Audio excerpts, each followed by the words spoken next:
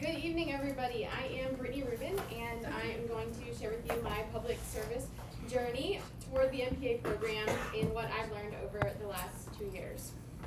So I was born and raised just outside of Richmond, Virginia, and I received my undergraduate degree 12 years ago at Christopher Newport University in Newport News, Virginia, where I studied, I got my bachelor's in science and biology and a minor in psychology. While at CNU, I played soccer for 3 years, and being a collegiate athlete helped teach me discipline, perseverance, and the value of teamwork. I thrive working in a team environment, and I can credit that to my years of playing soccer.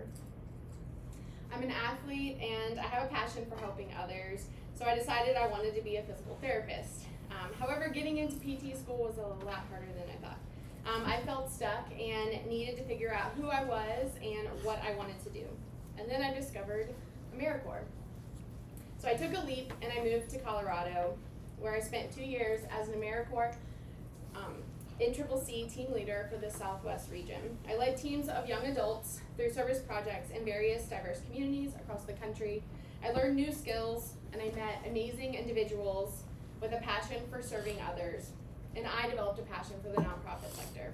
This program promoted my sense of service and emphasized values of teamwork, integrity, accountability, and required gaining a lot of self-awareness.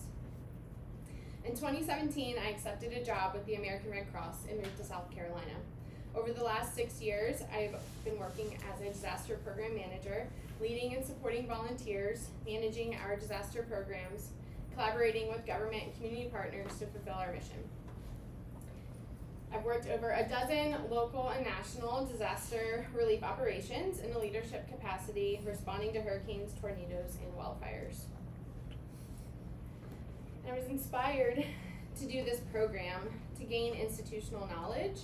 I had an expiring AmeriCorps award looming over my head, and had a little push from a teammate and a program alum, and I found myself here at the College of Charleston MPA program. So this quote for me defines leadership. We all have an opportunity to be leaders. What type of leader do you want to be?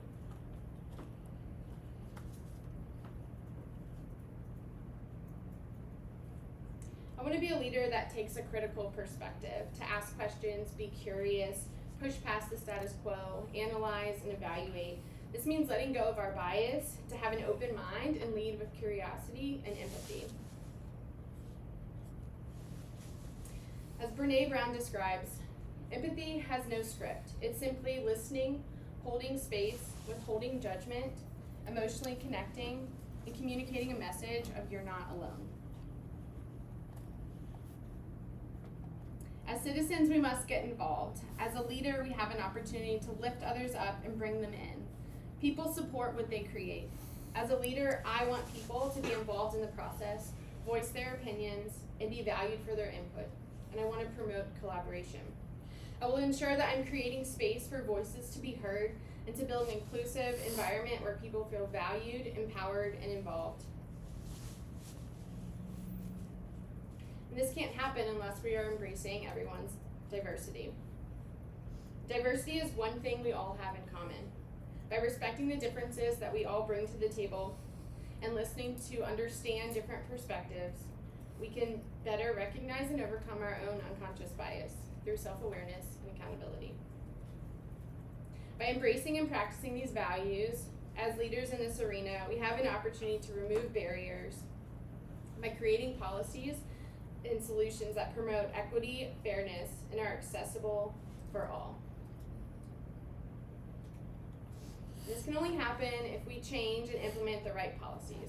I am now more aware of all the theories and stakeholders involved that often influence, delay, or initiate change, and the policy process is not linear and it is not easy. We must have courage as leaders to speak up and speak out. Get comfortable with being uncomfortable, and in this uncomfortable state, this is where we learn and grow the most. This program has given me a new perspective on leadership, public service, policy, and creating public value, and the courage I needed to apply this knowledge to advance my professional career within public service. So wherever the road might lead and whatever opportunity comes next, I know that I can thank all of you who have helped me get here. So, thank you.